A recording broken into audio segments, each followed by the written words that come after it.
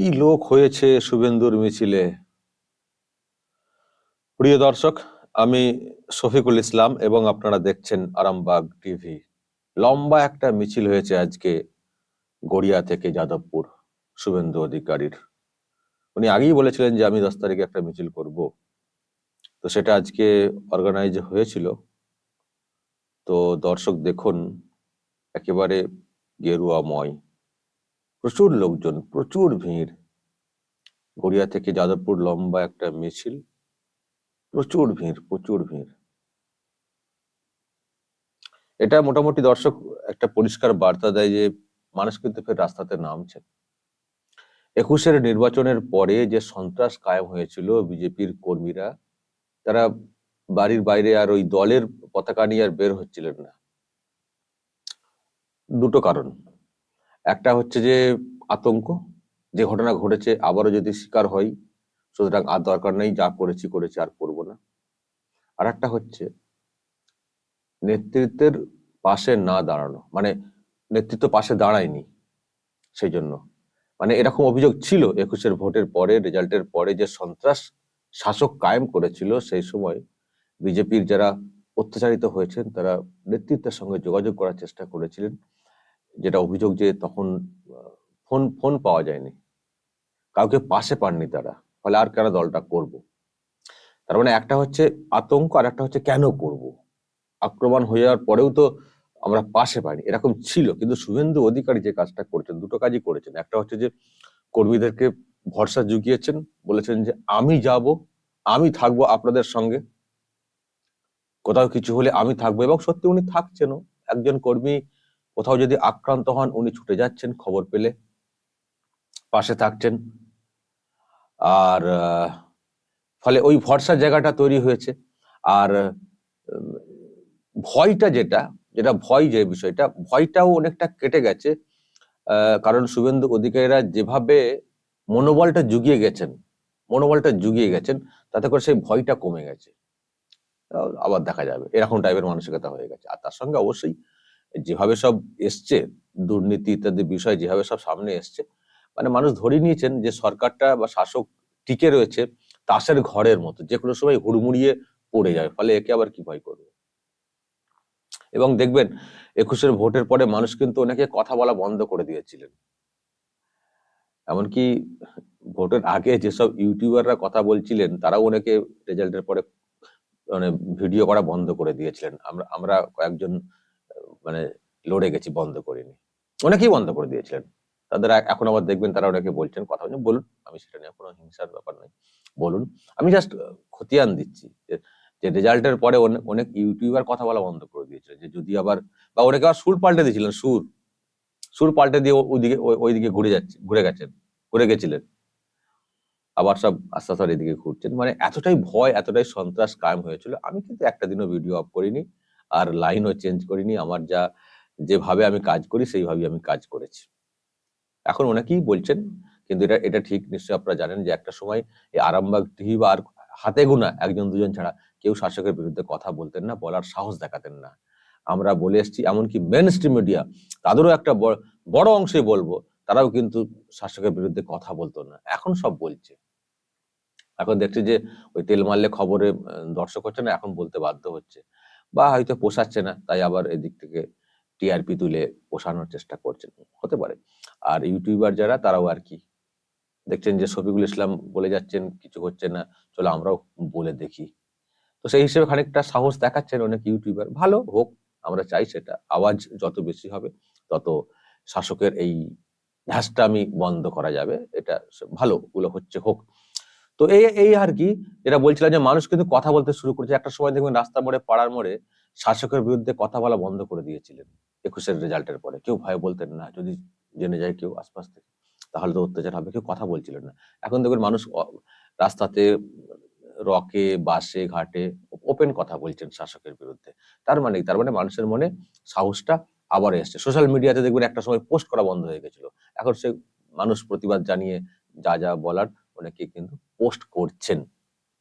তার মানে মানুষের মনে সাহস বেড়েছে এবং সেই জন্যই মানুষ যেমন কথা বলছেন, তেমনি রাস্তাতেও নামতে শুরু করেছেন। এবং সেই জন্য একটা এরকম লম্বা একটা মিছিল আজকে কিন্তু হয়েছে গড়িয়া থেকে, মানে কলকাতার গড়িয়া থেকে যাদবপুর। আজকের মিছিলে যা বহর ছিল, এ শাসকের কপালে ভাঁজ ফেলে দেওয়ার মতো। আজকে আবার শাসক দলের একটা কি মিটিং হয়েছে পশ্চিম মেদিনীপুর জেলা নিয়ে, তো তারা নিশ্চয়ই মানে নেতা নেত্রীরা নিশ্চয়ই দেখেছেন আজকে যাদবপুরে শুভেন্দু অধিকারীর মিছিল। আমার মনে হয় তারা এসব মিছিল দেখে ওইদিকে তো চটকে যাওয়ার কাম, কারণ যে ভিড়, এত লম্বা একটা বিস্তৃত একটা মিছিল হয়েছে, চটকে যাওয়ার কথা। চিন্তার ভাঁজ, মানে ওইসব ছেড়ে দিয়ে আগে যাদবপুর কি করে বাঁচাবো, মিমি গো মিমি কোথায় গেলে, মানে এখন মানে ওই রকম ভাবতে হয়তো শুরু করে দিয়েছে শাসক। যাদবপুরে যে যে জমায়েত, যে ভিড় আজকে শুভেন্দুর মিছিলে, এ গড় কি করে, এ গড় কি করে বাঁচানো যাবে, এই গড় কি করে বাঁচানো যাবে, মানে এখন চিন্তার ভাঁজ শাসকের কপালে, এটা বলার কিন্তু কোনো অপেক্ষা রাখে না। এবং আরেকটা বিষয় দর্শক, শুভেন্দু অধিকারী যেখানে যেখানে যাচ্ছেন, নামছেন, জনস্রোত কর্মী সমর্থকদের বিজেপির একেবারে বিরাট উপচে পড়া ভিড়, যেন মনে হচ্ছে মানে দেখুন না যে ভিড়, শুভেন্দু অধিকারী হাঁটছেন এবং তার সঙ্গে যে লোকজনের ভিড়। শাসক দলের নেত্রী যদি এইরকম হাঁটেন, যদি অর্গানাইজ না করে ওই লোকজন না আনার ব্যবস্থা করা হয়, এই লোক হবে, এই লোক হবে।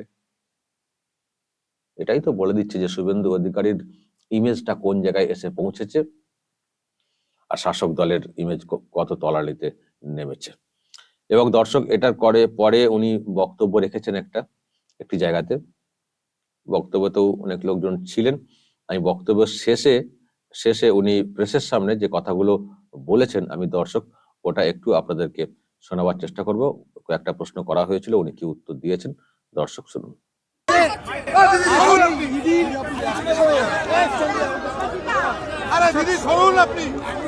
আজকে ইডি দপ্তরে গেল পুলিশ, ইডির দপ্তরে পুলিশ গেল।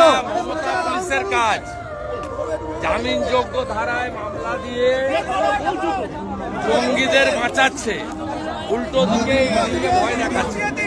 এগুলো হচ্ছে চোর মমতার নীতি, চোর মমতার নীতি।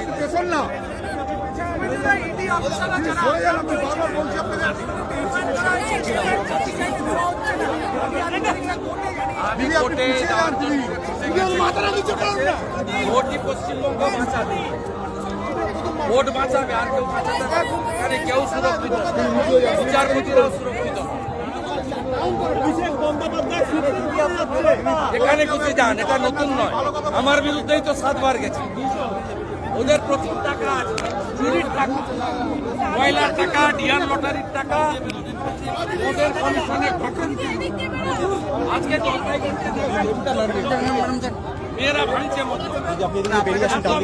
ठीक है इट्स ओके समझ गया इट्स ओके छोड़ दीजिए, मैं समझ गया।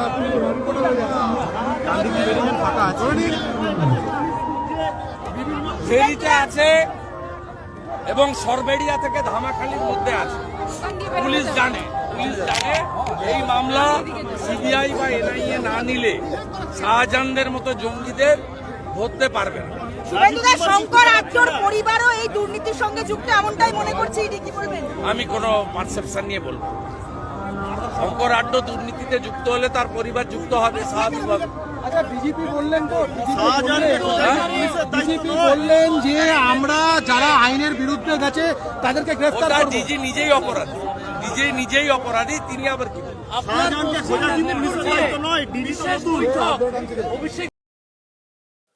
শুনলেন দর্শক,